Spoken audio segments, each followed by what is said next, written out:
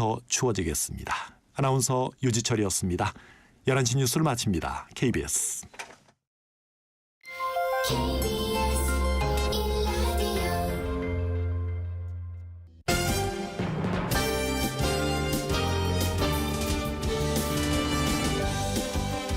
KBS 1라디오 신성원의 오늘 세계는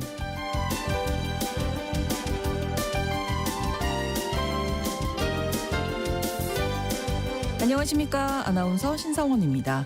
오는 23일 치러질 독일 조기 총선에 세계의 관심이 쏠리고 있습니다. 이번 독일 총선 결과로 EU의 정책 방향이 어떻게 변할지가 중요한 관심사인 건데요.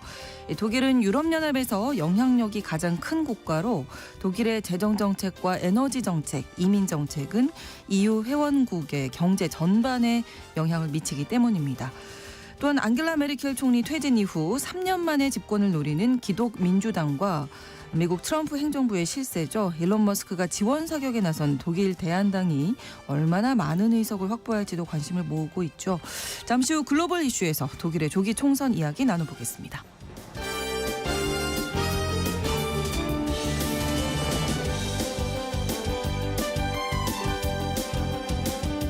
주목할 국제사회 뉴스 헤드라인 뉴스와 키워드로 정리해드립니다. 통신원 취재 수첩은 카자흐스탄 소식 준비했습니다. 구소련이 세계 최초의 인공위성 스푸트니크 1호를 발사한 곳 바로 바이코누르 우주기지인데요. 현재는 카자흐스탄에 위치해 있죠. 역사적으로 의미가 있지만 많이 낡아서 카자흐스탄에서는 새로운 우주기지 건설에 공을 들이고 있다고 하는데요. 자세한 내용 통신원 연결해서 전해드립니다. 2월 17일 월요일 KBS 1라디오 신성원의 오늘 세계는 시작합니다.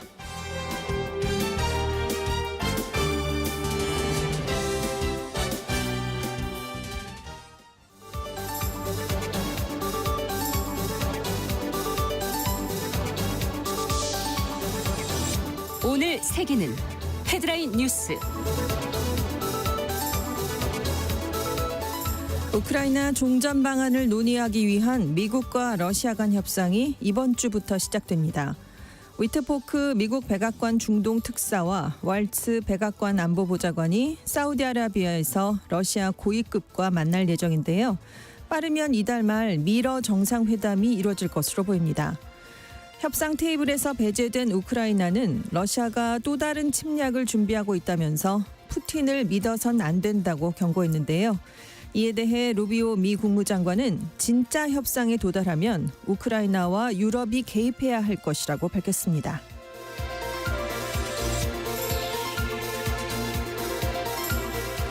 마크롱 프랑스 대통령이 17일 파리에서 주요국 정상을 초청해 비공식 긴급회의를 열기로 했습니다. 이번 회의에선 종전협상에서 유럽을 배제하려는 듯한 트럼프 정부에 대한 유럽의 대응, 우크라이나의 나토 가입, 또 파병안을 포함한 전후 우크라이나 안보보장 방안이 논의될 것으로 예상되는데요. 영국 총리실은 이번 회의에 참석하는 스타머 총리가 이번 달에 미국을 방문해서 트럼프 대통령에게 회의에서 나온 메시지를 전달할 것이라고 밝혔습니다.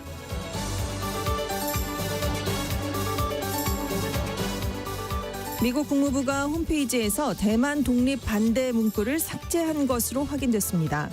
또 적절한 국제기구의 가입을 포함해 대만의 의미 있는 참여를 지지한다는 내용을 추가했는데요. 미국의 역대 행정부는 대만 문제와 관련해 하나의 중국 정책을 지지해왔습니다. 따라서 해당 문구를 삭제한 건 트럼프 행정부 2기가 대만 독립에 대한 지지 의사를 드러낸 것이다라는 분석이 나오고 있습니다.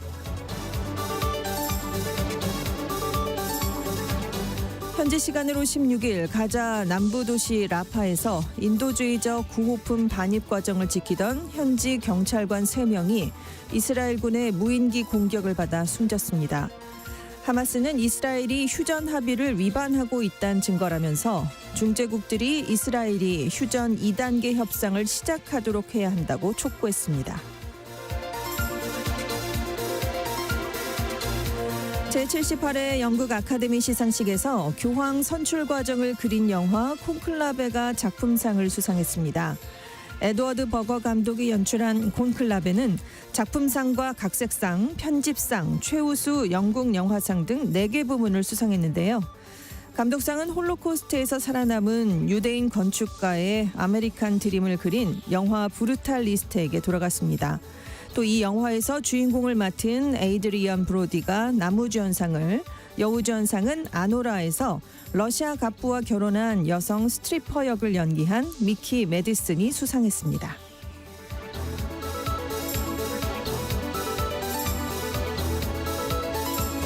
오늘의 헤드라인 뉴스 외신캐스터 전주현 씨가 전해주셨습니다. 이번에는 키워드로 정리한 국제사회 뉴스를 살펴보겠습니다. 첫 번째 키워드는 미국에 의한 미국을 위한 협상. 네, 미국과 러시아가 이번 주에 사우디에서 고위급 회담을 가집니다. 그리고 이 나라들이 우크라이나 간 전쟁 종식 방안을 논의하겠다라는 방침인데요. 네. 회담에 위트코프 백악관 중동특사, 왈츠 백악관 안보보좌관, 그리고 루비오 국무장관이 참석할 것으로 알려졌습니다. 왈츠 보좌관이 트럼프 대통령이 푸틴 대통령과 직접 대화를 시작했고 앞으로 몇 주간 협상을 진행할 것이다. 적절한 시기에 모두를 한자리에 모을 것이다. 이렇게 얘기를 했습니다. 이번 협상은 12일에 트럼프 대통령이 푸틴 러시아 대통령과 통화를 하면서 종전 협상에 즉각 착수하기로 합의를 했었거든요. 네. 그것의 후속 조치로 마련이 됐습니다. 근데 이번 회담에서 워낙 전쟁의 당사자인 우크라이나가 배제가 된 거거든요. 그래서 그렇죠. 우크라이나는 당연히 불만을 나타냈습니다. 젤렌스키 대통령이 트럼프 대통령에게 러시아가 아닌 우크라이나가 더 중요해지길 바란다라면서 트럼프 대통령을 포함해 그 누구도 푸틴을 믿어서는 안 된다라고 얘기를 했습니다. 유럽도 지금 우크라이나가 소외가 됐으니까 일방적으로 우크라이나만 양보하는 쪽으로 거래가 이루어지는 게 아니냐 이렇게 우려하고 있는데요. 네. 그러니까 루비오 미국 국무장관이 푸틴 대통령이 종전에 진정성이 있는지는 몇 주 혹은 며칠 안에 드러날 것이다. 이번 만남은 시작 단계고 진짜 협상에 도달하면 우크라이나와 유럽도 개입을 해야 될 것이다라고 설명을 했습니다. 한편 이제 트럼프 미국 대통령, 푸틴 러시아 대통령 간의 정상회담 일정도 이번 사우디 회의에서 잡힐 것으로 보이는데요. 네. 빠르면 이달 말이 될 것 같습니다. 이번 회담에서 어느 정도 성과가 나와야 이제 탑2가 만나게 되는 건데요. 그렇죠. 네. 한편 트럼프 미국 대통령이 4월 20일 부활절까지 우크라이나와 러시아의 휴전이 성사되길 바란다라는 뜻을 유럽에 밝혔다고 블룸버그 통신이 보도를 했습니다. 근데 부활절이 4월 20일인데 얼마 안 남았거든요. 그렇죠. 네. 네. 그런데 이번 주에나 미러 간의 고위급 대화가 처음 시작이 되는 거거든요. 어렵다. 올해 말에나 해결책이 나오지 않겠느냐 이런 지적이 지금 나오고 있고요. 네. 한편 우크라이나 전쟁 종전안이 나오지 않겠느냐라고 기대를 모았던 세계 최대 안보 분야의 국제회의인 뮌헨 안보회의에서는 종전 방안이 나오지 않았습니다. 벤스 미국 부통령이 참석했는데요. 우크라이나 종전 청사진을 내놓는 게 아니라 합리적인 해결책을 마련하겠다라는 원론적인 입장만 밝혔고요. 회의 내내 했던 얘기는 유럽의 방위비 분담을 압박하는 거였어요. 그래서 결국은 트럼프 미국 행정부의 일방주의만 재확인되고 끝났다라는 평가가 나왔습니다. 네, 협상이라는 게 시간이 아무래도 좀 네. 이런저런 조건들을 생각해 보면 오래 그렇습니다. 걸릴 수밖에 없을 네네. 텐데 지금 빨리 미국 네. 입장에서는 트럼프 처리를 대통령은 예. 빨리 결과를 보고 싶어 하니까요. 그렇죠. 네. 두 번째 키워드가 협상이 아니라 상납이다. 연결되는 얘기일 것 그렇습니다. 첫 번째 키워드 미국에 의한까지는 설명이 됐는데 네. 그럼 미국을 협상이란 얘기는 뭐냐 여기에 대한 설명을 해드리려고 하는데요. 같아요. 네. 트럼프 행정부가 우크라이나에 대해서 군사적 지원의 대가로 우크라이나에 있는 히토류 광물에 대해서 한 50%의 지분을 요구했다고 파이낸셜 타임스가 보도했습니다. 네. 베센트 미국 재무장관이 12일 우크라이나에 가서 젤렌스키 대통령과 만났습니다. 그래서 이런 내용을 담은 협약서 초안을 전달했다라는 건데요. 히토류는 뭐 반도체, 전기자 배터리 굉장히 많은 그곳에 들어가는 방위 산업의 필수 전략 자원입니다. 근데 세계 시장의 70% 이상이 중국에 의해 통제가 되니까 그렇죠. 미국이 독자적으로 확보하려고 노력을 하고 있는 상황인데 그래서 이제 우크라이나 쪽에 50%의 지분을 달라 이렇게 얘기를 한 거죠. 근데 젤렌스키 대통령은 미래에 대해서 미국의 확실한 안보 보장이 전제돼야 된다라는 이유로 일단 제안을 거절을 했다고 합니다. 네. 근데 트럼프 대통령이 앞서서 한 얘기는 미국이 그동안 우크라이나에 수천억 달러를 지원했는데 그 대가를 내놔라. 한 5천억 달러, 721조 원어치에 달하는 우크라이나 히토류를 갖는 걸 나는 원한다. 이렇게 얘기를 했거든요.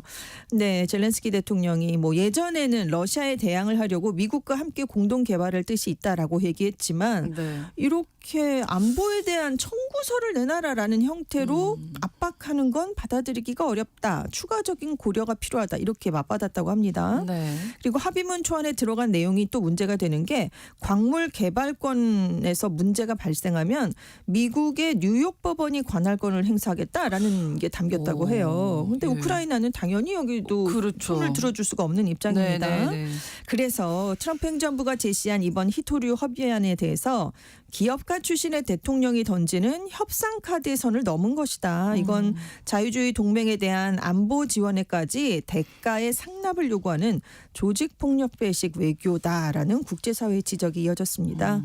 그래서 폴리티코가 이거는 트럼프식 거래의 전형이다. 동맹국을 경제적 압박 대상으로 삼아서 자원을 확보하려는 강압적인 접근이다. 이렇게 보도를 했는데요. 네. 트럼프 대통령이 얼마 전에 그린란드 사겠다라는 얘기도 계속했잖아요. 네. 근데 그린란드도 역시 세계에서 가장 풍부한 히토류 매장지로 알려져 있는 곳입니다. 네, 결국은 중국을 좀 견제하기 위한 네. 것이 아닌가 그렇습니다. 이런 생각도 드네요. 다음 키워드 선무당이 사람 잡는데 이런 얘기 정말 많이 하는데요. 네, 예. 능숙하지 못한 사람이 일을 네. 막 추진을 했다가 일이 망쳐지는 경우에 이런 속담을 쓰는데 네. 지금 미국 정부가 추진하고 있는 연방 정부 인력 감축에 대한 비판이 이어지고 있습니다. 지금 일론 머스크 정보 효율부 수장이 앞장서고 있지 않습니까? 네. 지난달에 200만 명에 달하는 연방정부 직원들에게 희망퇴직을 권고했습니다. 그래서 7만 5천 명이 자진 퇴사를 했고요. 이달 13일부터는 고용보호를 받지 못하는 수습 직원 22만 명 중에 대부분을 해고하는 조치에 들어갔습니다. 입사한 지 1년 미만 된 사람 다 나가라라는 게 머스크 CEO의 지금 입장인데요. 네. 지금 며칠 만에 1만 명 가까운 사람이 떠났고요. 내무부에서 2,300명, 에너지부에서 1,200에서 2,000명, 산림청에서 전체 인력의 10%에 달하는 3,400명, 뭐 이렇게 많은 사람들이 무더기 해고가 됐습니다. 이제 질병통제예방센터도 전체 직원 10분의 1에 해당하는 1,300명이 나간 상황이고요. 네. 소비자금융보호국에서도 지금 수십 명이 해고 통보를 받았습니다. 그래서 부처별로 해고된 인원을 다 합하니까 굉장히 많아지는데요. 많으면 10,000명 정도가 될 것 같습니다. 그런데 국세청도 수천 명을 해고할 준비를 하고 있습니다. 내세우는 명분은 이렇습니다. 정부의 적자를 해소해야 된다. 효율화를 해야 된다라는 게 시행이 되는데 무더기 해고를 또 빠르게 하면서 문제가 나타나고 있는 거예요. 네. 예를 들어서 에너지부를 구조조정하는 과정에서 소속되어 있는 기관 중에 하나인 국가핵안전청 직원 1,800명 중에서 수습기간이 끝나지 않은 직원 300여 명이 13일 밤에 갑자기 해고가 됐습니다. 네. 근데 이곳이 어떤 곳이냐면 핵무기 관리랑 감독을 담당하는 기관이거든요. 네. 근데 CNN이 이렇게 무더기로 갑자기 해고한 건 구조조정을 수행하는 사람들이 이 기관이 어떤 업무를 담당하는지 몰랐던 것 같다. 이렇게 판단을 내렸고요. 네. 그래서 트럼프 행정부가 뒤늦게 문제를 알아차리고 해고 통보한 다음 날 오전부터 취소와 복직을 추진하고 있다고 합니다. 없으면 안 될 사람들이니까요. 그렇죠. 너무 근데 중요한. 의회 관계자는 이 핵 억지력이라는 게 미국 안보와 안정의 중추인데 여기에 아주 조그만 구멍이 생기기만 해도 이건 엄청나게 두려운 일이 발생할 수 있다라는 지적을 내놨습니다. 뭐 어쨌든 몸집이 커지긴 했어도 그래도 한꺼번에 이렇게 많은 사람들이 나가게 되면 일이 제대로 돌아갈까 이런 생각이 들었는데 네. 조류독감 얘기 지난주에 해주셨잖아요. 네네. 조류독감 때문에 닭 가격이 너무나 치솟아서 뭐 닭을 직접 키우자 네. 이런 열풍도 불고 있다고 하는데 관련 공무원들 대거 해고된 것도 문제로 떠올랐다고요. 네, 농무부 산하에 있는 국립동물보건연구소 네트워크 프로그램 사무국 직원의 25%가 해고 통보를 받았습니다. 네. 근데 이곳이 어느 업무를 담당하는 곳이냐면 조류독감에 대응하는 시설입니다. 전국에 이제 58개 연구소를 두고 있는데 네. 동물에 대한 질병이 발생하면 여기서 대응을 해야 되거든요.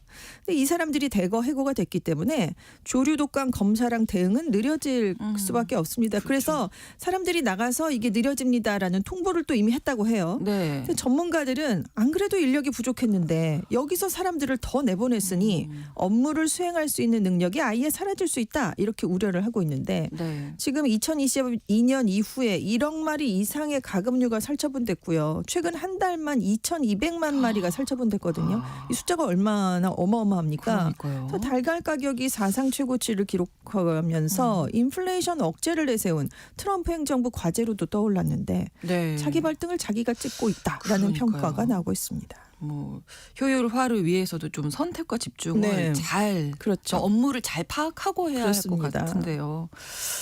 자, 다음 키워드입니다. 사치가 된 한 잔의 여유. 출근을 하면 커피 한 잔 드시면서 네, 좀 여유를 가져보고 맞아요. 나를 위해 작은 사치를 부린다 이렇게 생각을 하시는 분들 많은데요. 네. 지금 공급 부족에 대한 우려가 커지면서 국제 상품 시장에서 커피 가격이 연일 사상 최고치를 경신하고 있습니다. 네. 10일에 커피의 벤치마크로 꼽히는 뉴욕 이체거래소의 커피 선물 가격이 6.2% 상승했습니다. 그래서 사상 최고치를 장중 한때 기록하기도 했는데요. 3월물 커피 현물도 역시 사상 최고치, 아라비카 커피는 13거래일 연속 최고치 경신 기록을 세웠습니다. 네, 네.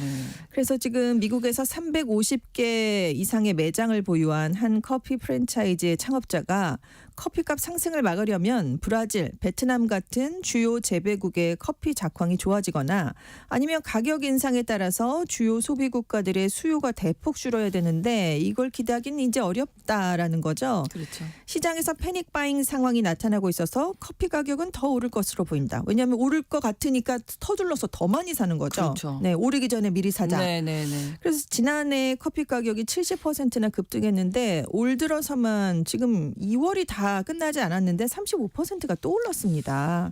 왜냐하면 브라질이 건조하고 더운 날씨가 이어지니까 공급량이 많이 떨어졌어요. 아, 네. 근데 브라질이 전 세계 아라비카 커피의 거의 절반을 생산하고 있거든요. 네. 근데 지금 농부들이 수확량의 한 85%를 판매했는데 나머지는 더 오를 거야라고 생각하면서 또 내다 팔질 않고 있다고 합니다. 그렇겠네요. 네. 연쇄적으로 반응을 이제 이어지게 하면서 커피값 모르겠는데요. 국내에서도 커피가 계속 네. 오르고 있잖아요. 근데 여기에 전 세계적으로 초콜릿의 원료인 코코아 재고도 사상 최저 수준으로 떨어졌습니다. 안 그래도 코코아도 지금 생산량이 줄어서 가격이 많이 올라 있었는데 그래서 재고량이 많이 떨어졌어요. 그러니까 초콜릿 제조업체들이 지금 타격을 받고 있는데요.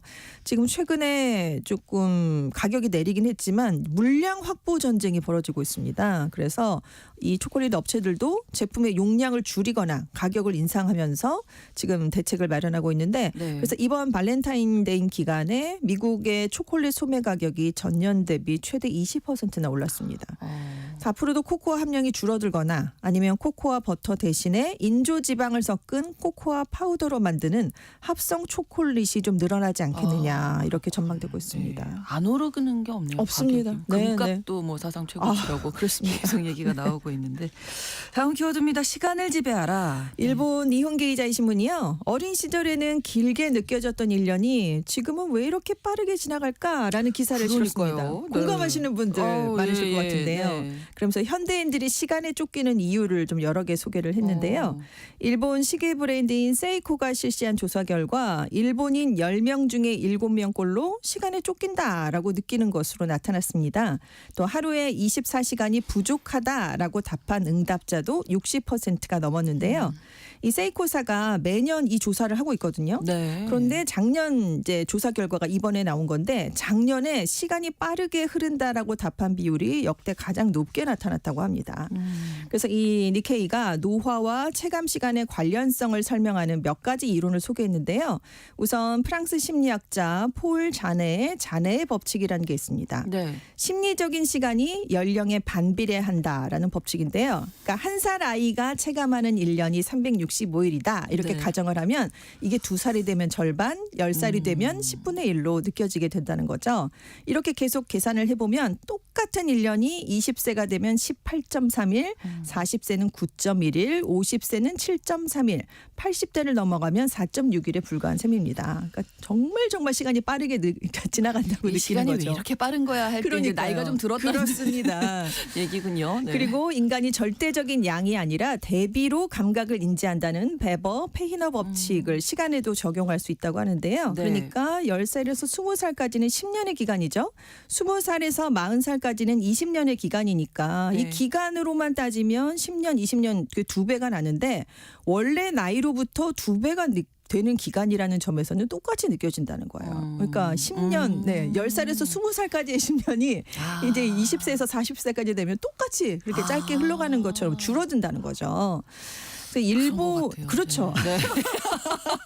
좀 씁쓸하긴 하지만 그렇습니다. 네. 그래서 일본은 좀 시간에 대한 관심이 많다고 합니다. 그래서 시성비에 대한 관심이 높아서 시간에 대한 연구들을 많이 하는데 그렇군요. 그래서 일본 시간학회가 시간대에 따라서도 다르게 느껴진다라는 연구 결과를 내놨어요. 오전에는 시간이 좀 빠르게, 오후부터 저녁 시간대는 좀 느리게 느껴지고 외부에서 자극이 되는 소리, 빛이 많거나 넓은 공간에 있을수록 체감 시간은 길어진다라고 설명을 했는데요. 그렇군요.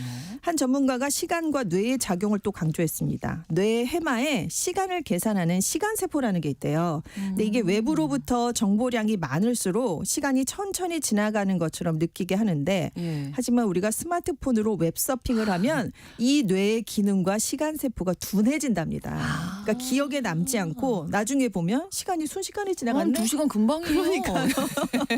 그래서 전문가들은 그 시간이 좀 느려지게 느껴질 수 있게 하는 방법이 있다고 설명을 했는데요. 네. 새로운 장소로 여행을 가거나 어학이나 자격시험 공부를 하면서 뇌의 작용을 촉진하는 경험을 할수록 기억으로 연결되기 쉽기 때문에 체감 시간이 길어진답니다. 네. 근데 이제 이게 좀 어려우시면 니케이 신문은 그 출퇴근하는 경로를 평소랑 다르게 바꾸는 것만으로도 네, 하루의 네. 만족도가 높아질 수 있으니까 한번 맨날 해보자. 가던 길로만 가지 그렇습니다. 마시고. 그러면 너무 이제 빠르게 훅 되니까 뇌를 자극하기 위해서 다른 쪽으로 좀 경로를 바꿔보시는 게 좋다고 합니다. 노력해야겠습니다. 예. 허물어야 할 집안의 벽이 마지막 키워드가 되겠네요. 이 벽은 소통의 벽입니다. 네. 중국에서 한 소년이 설날 세뱃돈을 두고 아버지랑 갈등을 빚다가 경찰에 도둑이 들어와서 제 돈을 훔쳐갔어요. 이렇게 신고를 했는데 네. 경찰이 오니까 아버지를 가리켰다고 합니다. 왜 부모님들이 세뱃돈 이렇게 어르신들이 주면 네. 내가 맡아서 보관해 나중에 줄게 하면서 이렇게. 가져가는데 아직도 저는 보관하고 네. 있긴 하거든요. 근데 이 아이는 그게 싫었던 거죠. 그래서 그걸 두고 아버지랑 내 돈인데 주세요 했다가 이제 결국 경찰이 네, 부른 그래서 거예요? 경찰이 온 거예요. 아버지가 정말 진짜로 신고할 줄은 몰랐습니다라고 해명을 했다고 하는데 이 경찰이 세뱃돈은 아버지가 너를 위해 보관하는 거고 그쵸. 사용 내역도 함께 기록하고 돈이 필요할 때는 아버지에게 요청을 하고 이렇게 소통을 좀 해라. 그리고 아버지에게도 아들과 좀 얘기 좀 나누세요. 이렇게 얘기를 했다고 하는데 SNS에서 그러니까요. 네. 소통의 중요성을 크게 느낍니다라는 반응이 네. 이어졌다고 합니다. 아이돈은 아이돈인 걸로 가리지 마시고요. 헤드라인 뉴스와 키워드 외신캐스터 전주현 씨와 함께했습니다. 고맙습니다. 네, 감사합니다. 신성원의 오늘 세계는 1부 마무리하겠습니다. 11시 30분부터 일부 지역에서는 해당 지역 방송 보내드립니다. U2의 Sweetest Thing 함께 듣겠습니다.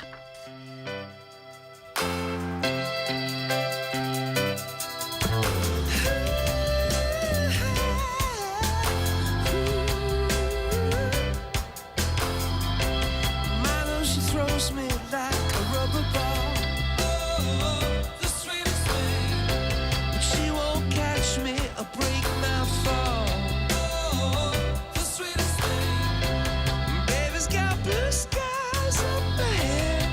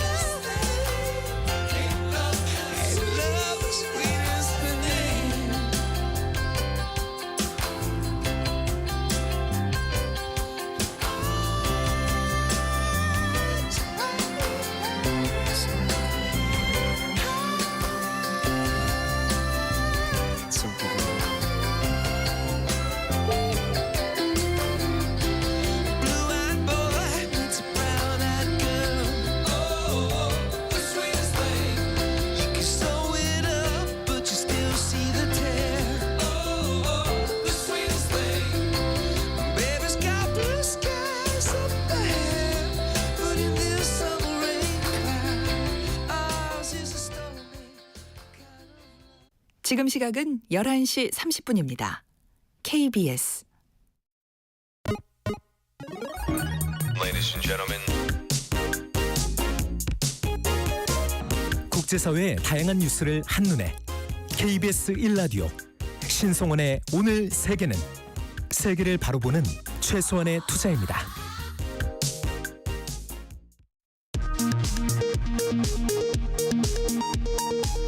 이 시각 라디오 정보센터 뉴스입니다.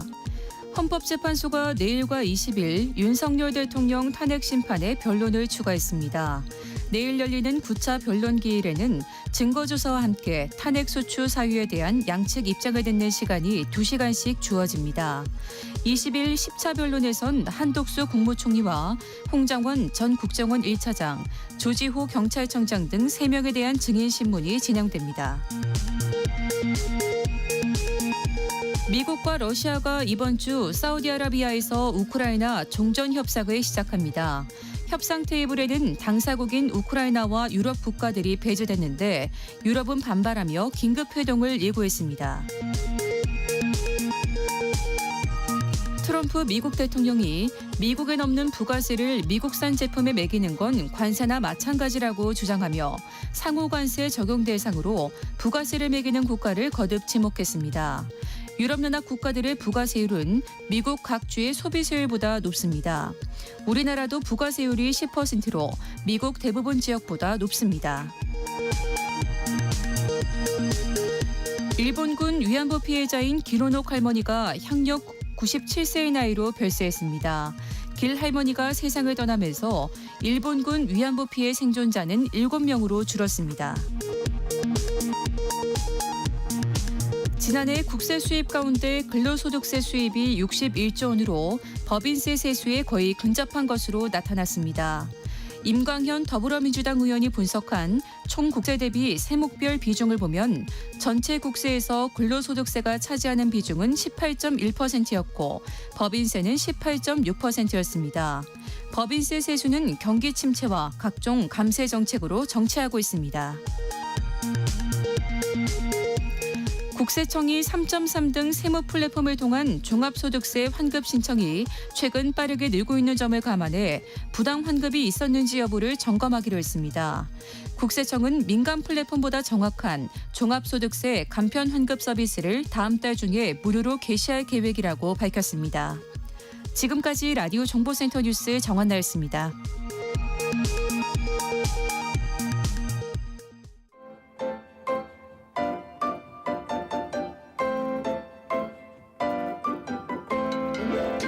통신원 취재 수첩.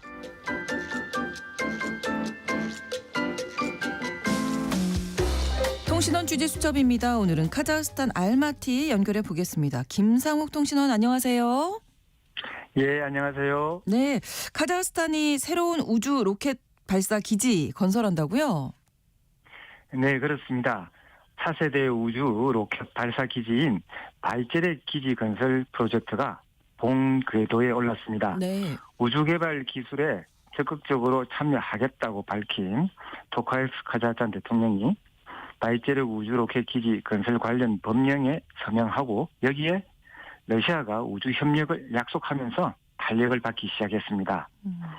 바이제렉 프로젝트는 사실 구소련권의 최대 우주 개발 계획입니다. 네.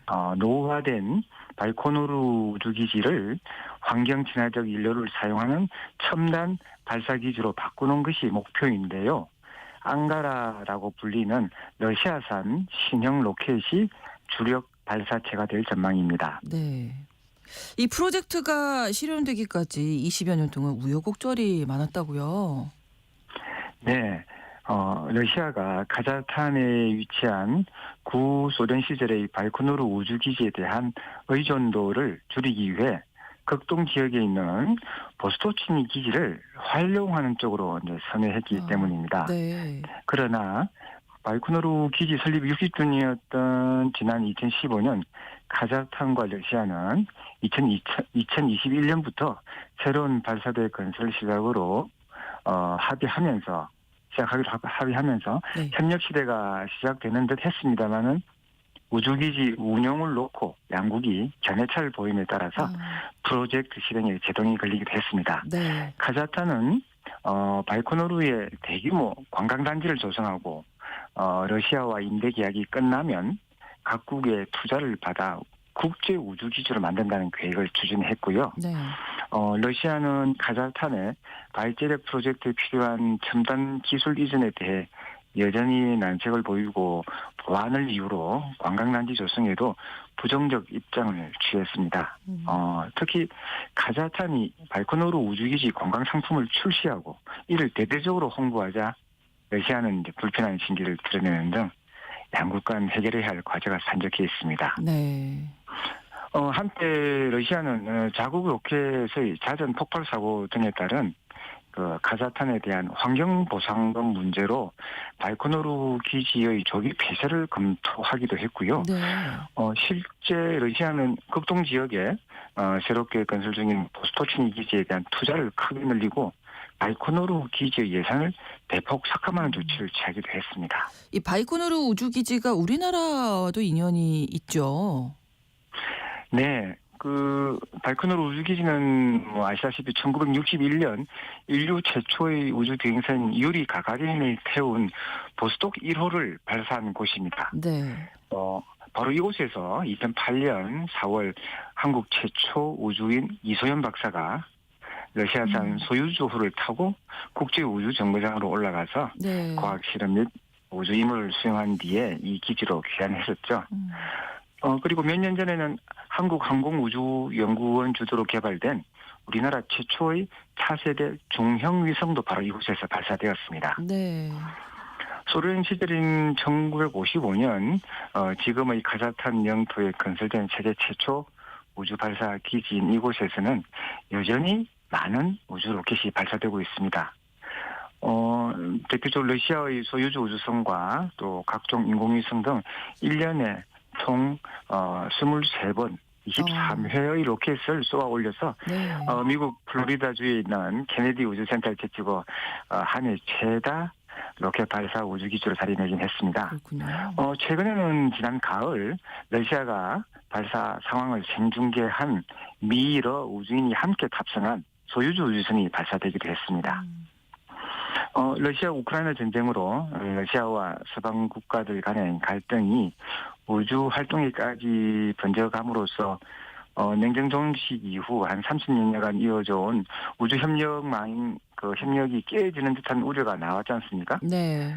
실제로 러시아가 미국을 비롯한 서방 국가들의 제재에 대응해 보복성 조치로서 바이코노르 우주기지에서 발사될 예정이었던 저궤도 인터넷 위성 업체 윈웹의 36기 위성 발사가 취소되기도 했고요. 네. 또 미국에 대해서는 국제 우주 정거장 협력을 재고하겠다라고 발표하기도 했습니다. 네. 반면 미국은 자국의 우주 패권을 유지하기 위해 러시아와 여전히 우주 정거장에서의 지속적인 협력을 강조했습니다. 이에 대한 화답으로 지구 귀환용 우주선 손상으로 국제 우주 정거장에서 발이 묶인 미국과 러시아 우주인을 위한 구조선을 바로 이 바이코노르 기지에서 발사했습니다. 네. 이로써 바이코노르 우주기지는 근대함을 과시하고 있고요. 또 아이러니컬하게도 신냉전 시대에 두 진영의 협력 사업의 현장이 되고 있기도 합니다. 현재 미러 우주인들은요, 국제 우주 정거장에서 202일 동안 42가지의 실험을 한 뒤에 네. 올해 4월 귀환할 예정입니다. 그렇군요. 이 기지가 러시아에서 건설을 했는데 지금은 카자흐스탄에 오히려 기지 사용료를 내고 있다고요? 예. 소련이 붕괴된 뒤에는 러시아가 네. 카자흐스탄이 기지 사용료를 내고 있기도 합니다. 이 기지는 현재 러시아가 기지 운영 전반을 도맡아 하고 있고요. 네. 카자흐스탄 정부는 러시아로부터 매년 1억 1,500만 달러, 약 1,270억 원 정도 임대료를 받고 있습니다. 네. 그런데 양국의 이제 임차 계약은 2050년에 끝납니다. 그렇군요. 네, 오늘 소식 잘 들었습니다. 고맙습니다. 네, 감사합니다. 네, 카자흐스탄 알마티에서 김상욱 통신원이었습니다.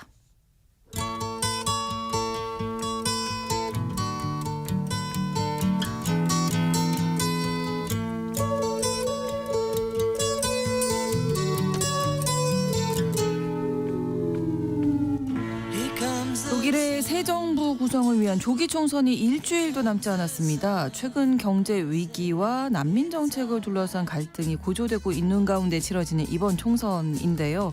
독일 유권자들이 미래를 위해서 어떤 정당을 선택할지 주목되죠. 오늘 글로벌 이슈 이 내용 살펴보겠습니다. 오혜리 국제전문기자와 함께합니다. 어서 오세요. 네, 안녕하세요. 자, 23일에 치러진 거니까 이제 일주일 딱 남았는데 네. 일단 그간의 과정부터 좀 정리해 주시죠. 이번 조기 총선은 지난해 12월 16일이었죠. 올라프 숄츠 총리가 의회에서 불신임을 받으면서 네. 이 3당으로 이루어진 연립정부가 붕괴됐고 그 이유에 따라서 이 조기 총선이 치러지게 됐습니다. 갈등의 이 연정이 붕괴된 원인은 핵심 원인은 2025년 예산안 문제였어요. 이 지금 3당 연립정부는 3인당 올라프 총리가 이끌고 있는 3인당하고 녹색당 그다음에 중도 성향의 자유민주당 이렇게 3당으로 구성되어 있었는데 네. 이 자유민주당 측에서 이제 이 3인당이 주도한 예산안에 대해서 아주 반대 의견을 강력하게 표명한 겁니다. 그 핵심에는 경제 침체 위기가 커지니까 네. 이 보조금을 늘리고 또 재정 적자도 확대하자 이런 내용을 담았는데 우리가 자민당에서 아주 강력히 반대를 했고 그 과정에서 올라프 총리가 자민당 소속의 크리스티안 린드너 재무장관을 해임했잖아요. 그 이후에 자민당이 그 외에 다른 장관들까지 이제 철수를 시키면서 연정이 무너지게 됐죠. 네. 그래서 이제 이번에 이 조기 총선까지 치러지게 된 겁니다. 네. 현재 각 당 지지율 어떻게 나오고 있나요?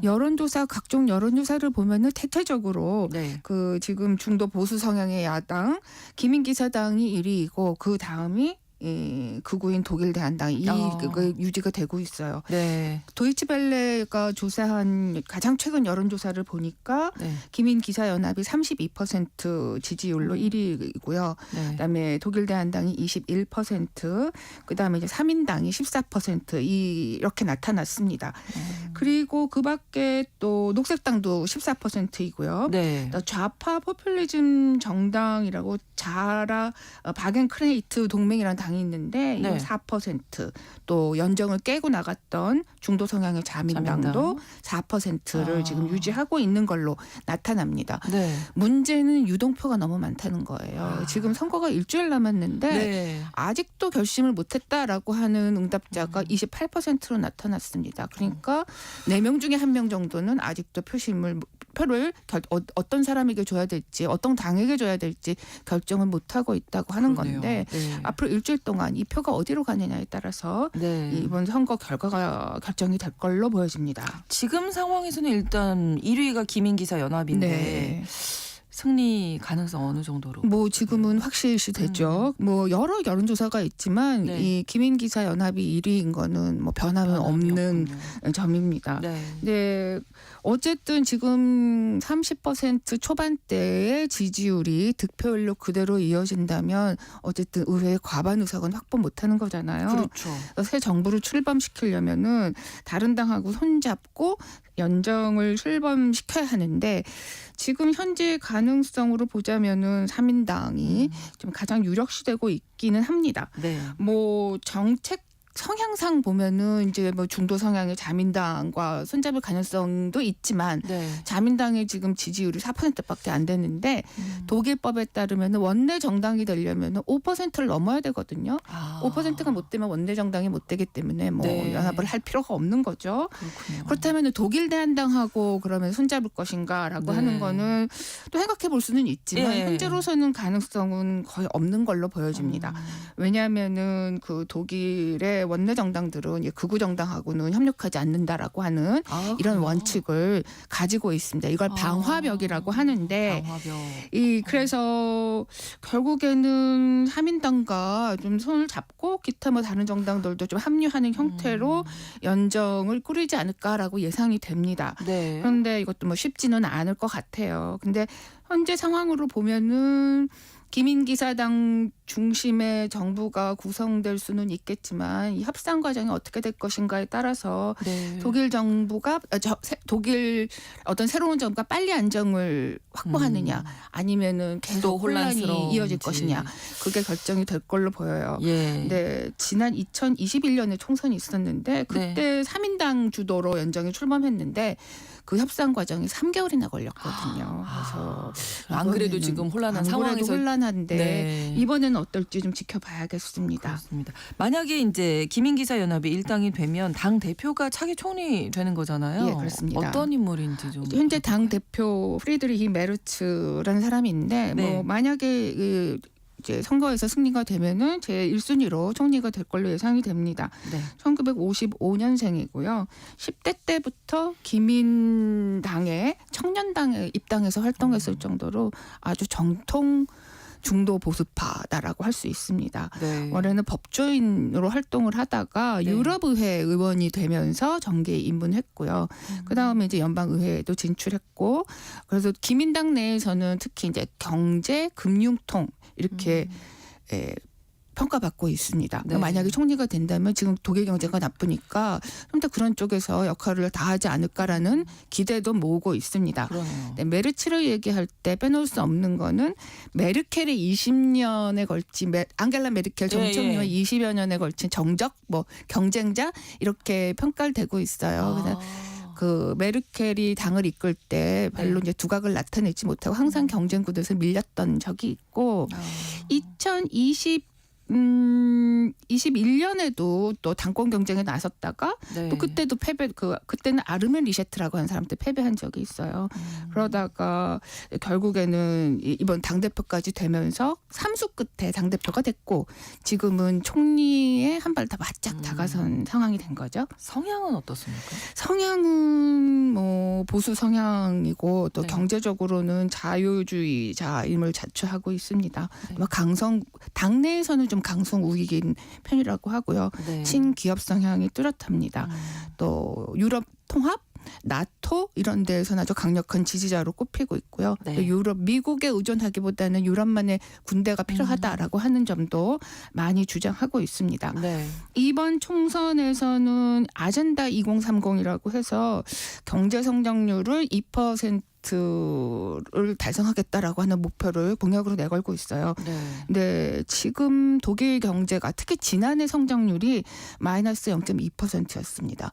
그 전에 2023년에는 마이너스 0.3%였거든요. 그러니까 2년 연속으로 마이너스예요. 근데 이게 독일 경제가 이렇게 2년 연속 마이너스를 기록하기는 21년 만에 처음이라고 하거든요. 그러니까요. 상황이 네. 지금 아주 나쁜 상황인 건 맞습니다. 네. 또 법인 그래서 이 기민기사 연합과 메르츠 지금 당 대표는 앞으로 자기네들이 정부를 이제 출범시키면 네. 법인세, 소득세 이런 거 줄이고요. 또 원전도 재가동하고 네. 또 자동차 사업 부흥을 위해서 뭐 내연 기관차 폐지도 하겠다 이렇게 약속을 한 상태입니다. 지금 기민기사당하고 메르츠가 뭐라고 얘기하냐면은 그 캐치프레이즈가 있거든요. 총선에 우리가 다시 자랑스러워할 수 있는 독일 이걸 지금 내걸고 있는데 이거를 미국식으로 이렇게 약간 바꿔서 표현하자면은 독일을 다시 자랑스럽게 약간 이런 느낌이잖아요. 네네. 그래서 많은 부분은 이제 트럼프하고 공통점의 어떤 있어 보이는데 네. 외교 부분에서는 물론 차이가 있습니다. 그렇죠. 그래서 네. 특히 이제 어떻게 경제를 이끌어 나갈 것인가 이 경제가 가장 부분이 핵심이네요. 제일 중요하게 내세우고 있는 것 같아요. 네. 그리고 최대 관건이 아까 방화벽 얘기도 해주셨지만 네. 극우 이 독일 대한당이 얼마만큼의 지지를 얻느냐 아니겠습니까? 네. 최근에 미국 정치인들까지만 여기 독일 총선에 그러니까요. 간섭을 예. 하고 있고 뭐 일론 머스크뿐만 아니라 제디 벤스 부통령은 그 미넨 안보회의에 가가지고 또 이 얘기도 했고 이래서 예. 지금 뭐 이게 등을 업고 더 이 독일 대한당이 지지율을 얻을 것인가가 지금 최대 관심사인 것 같아요. 그렇죠. 근데 일단은 이 뭐 기민기사 연합도 사실 독일 대한당하고는 협력하지 않겠다는 게 공식 입장이지만 지난달 말에 1월 29일인가 뭐 네. 난민 또 또 네. 불법 이민자 문제 때문에 독일 대한당과 손을 잡고 규제를 강화하는 결의안을 통과시켰거든요. 그래서 뭐 이미 방화벽을 무너뜨리고 있는 것이 예. 아니냐라고 하는 비판이 많습니다. 네. 앙겔라 메르켈 전 총리도 퇴임 후에는 정치적 발언을 거의 안 했는데 이 문제는 이거 잘못됐다 이렇게 말을 한 적도 있어요. 네. 그리고 지난 9일에 각 당 대표가 참석한 TV 토론회가 열렸습니다. 네. 이 자리에서도 이 문제가 거론이 됐고 숄츠 총리가 뭐 맹비난을 했는데 뭐 독일 메르츠 당 대표는 우리는 독일 대한당 극우하고는 손잡지 않는다라고 얘기했지만 선거가 끝난 다음에는 연정 협상할 모르죠. 때 어떻게 예. 될지는 좀 잘 모르겠습니다. 예. 독일 대한당을 이끄는 대표는 어떤 인물입니까? 지금 공동대표제로 운영되고 있어요. 네. 알리스 바이델이라고 하는 여성과 또 티노 후르팔라 이 두 사람이 당을 이끌고 있습니다. 네. 이 중에 알리스 바이델이 지난달에 그 독일 대한당 전당대회에서 총리 후보로 선출이 됐거든요. 만약에 독일 대한당이 일당이 된다면은 이 사람이 네. 이제 총리가 될 가능성이 가장 높죠. 그러네요. 이 바이델은 대학교에서 경제학 또 경영학 이런 거를 공부한 다음에 골드만삭스에서도 일한 적이 있고요. 또 중국은행에서 6년 동안 일을 해서 중국어를 아주 잘한다고 합니다. 중국 연금 제도를 연구한 그 논문으로 박사학위도 갖고 있다고 해요. 그리고 개인적으로는 성소수자예요. 그래서 스리랑카 출신의 스위스 여성과 동성 여성과 결혼을 해서 네. 지금 두 자녀를 키우고 있습니다. 그리고 또 개인적으로는 집안이 좀 심상치가 않은데 네. 할아버지가 아돌프 히틀러에 의해서 직접 임명이 됐던 나치 판사였다고 해요. 이런 부분이 조금 그러네요. 좀 주목이 되죠. 예, 예, 그리고 예. 이 바이델은 개인적인 롤모델로는 자신은 대처 전 영국 총리를 가장 존경한다. 독일의 대처 총리 같은 인물이 되고 싶어 하는 것 같아요. 네네. 후르팔라라고 하는 이제 공동 대표는 1975년생이고 2015년에 독일 대한당에를 합류를 했습니다. 독일 대한당이 이번 총선 핵심 공약을 보면은 역시 이제 불법 이민자 문제가 가장 핵심이에요. 최근에 네. 독일에서 잇따라 불법 이민자는 아니지만 어쨌든 뭐 난민 출신 또는 뭐 이런 외국인에 의한 뭐 차량 돌진 테러 이런 것들이 여러 번 일어났잖아요. 그래서 지금 이민자 또는 불법 난민 문제, 불법 이민자들 문제가 심각한데 뭐 선거에서 승리하게 되면은 어쨌든 이런 사람들을 다 내보내겠다 이렇게 아주 네. 강력한 정책을 추진하고 있습니다.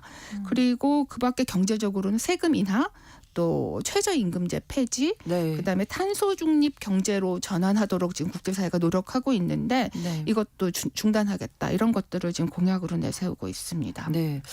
자, 3인당 분위기는 어떤지 좀 알아볼까요? 재집권할 가능성은 지금 너무 좀 예, 낮죠? 지금 현재로서는 극우에도 밀리고 있잖아요. 예. 지금 14% 지지율로는 뭐 지금 가능성이 없습니다. 그렇죠. 네. 근데 다만 파트너 정당으로는 그 연립 정부에 참여할 가능성은 지금 열려 있어요. 네. 그리고 도이치벨레가 그 최근 여론조사한 걸 보니까 만약 기민 기사당이 승리를 하되 연정을 구성해야 한다면 어떤 정당과 손잡는 거를 지지하느냐라고 했을 때 3인당이 32%로 가장 높은 지지율을 얻었습니다. 네. 그런데 구구당, 그러니까 독일 대한당과 손잡는 게 좋겠다라고 한 이 지지율이 17%밖에 안 되거든요. 차이가 나네요. 이렇게 보면은 현재로서는 뭐 이거 두 당이 합쳐서 합친 형태로 연정이 출범할 가능성이 현재로서는 가장 높습니다. 네. 근데 두 당의 그 방향성이 이제 많이 다르잖아요. 네. 특히 경제 부분에 또 난민 부분에 난민과 불법 이민자 문제에 좀 많은 차이가 있기 때문에 네.